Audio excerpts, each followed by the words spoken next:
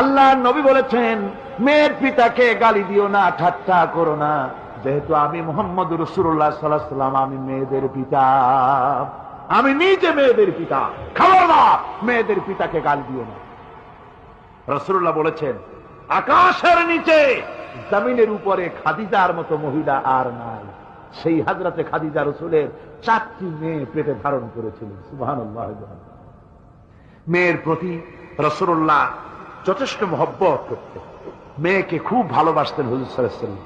হুজুরের কলিজার টুকরা ছিলেন মা ফাতিমা রাদিয়াল্লাহু তাআলা আনহা। হুজুর যখন কোথাও যেতেন, সকলের শেষে দেখা করতেন ফাতেমার সঙ্গে, আর বিদেশ থেকে সফর করে এসে সকলের আগে দেখা করতেন ফাতেমার সঙ্গে। সুবহানাল্লাহ।